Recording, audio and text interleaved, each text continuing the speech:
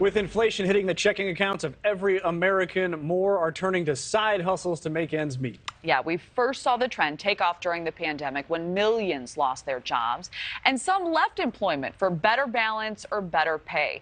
Now, 36% of Americans are planning to start a side hustle. This morning, Kelsey Kernstein is looking into the changing labor market and how it could help you. Kelsey.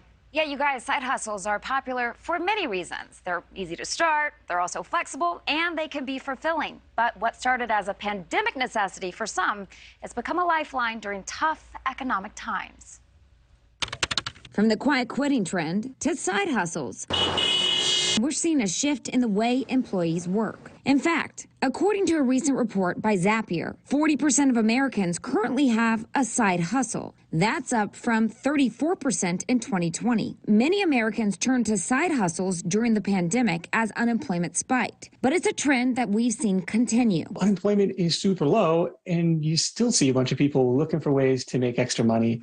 And you got to think that inflation is a big cause of that. Nick Loper is the founder of Side Hustle Nation, aimed at helping people find their side hustles. Loper, who has had multiple side hustles himself, says that when you're starting out, you need to position yourself for financial success. Position any side hustle project in your mind as an experiment, because that just lessens the sting of the inevitable failures that come along the way. Kate Johnson is a military spouse who wanted to start a business that could move with her family. So she started Heritage Business Services, a virtual bookkeeping firm. We had goals of paying off our house, and I wanted to start helping my family meet that goal. And that's why I wanted to start, making money. And it's worked out well for us. Her day job quickly went from mom of three to business owner. You're good at your skill. You're probably not good at business. And so learn as much as you can about what it means to run a business. And that's general. Those concepts apply to no matter what industry you're in. Katie Emery, who for years tried to cover her gray roots, finally ditched the dye and went on a mission to support other women on their gray hair journey. She created a website called Katie Goes Platinum to help with the bills after her husband lost his job. I remember crying one night to my husband. I was like, there's no way I can do this and also work and have my kids and take care of them.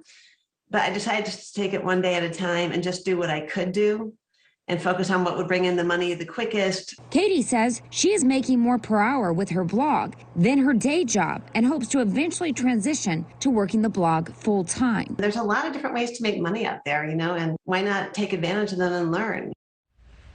So it is interesting to point out that Kate's average monthly income from her website is a whopping $5,000 per month. That's more than $5,000 per month. Now, with the economy down, her blogging has also come down, so she's thinking about creating her own ebook and online classes. But we see this with marketing level campaigns like Rhode Island Fields, Herbalife, all these other marketing strategies as well. It's one of those things that seems like too good to be true. It's like, wait, I can quit this job that I hate, then I can work from home, and then I can make more money.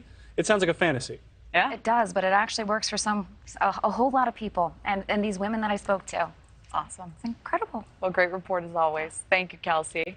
Thank you for watching. Go to newsnationnow.com to find News Nation on your television provider. And don't forget to click the red subscribe button below to get more of News Nation's fact-driven, unbiased coverage.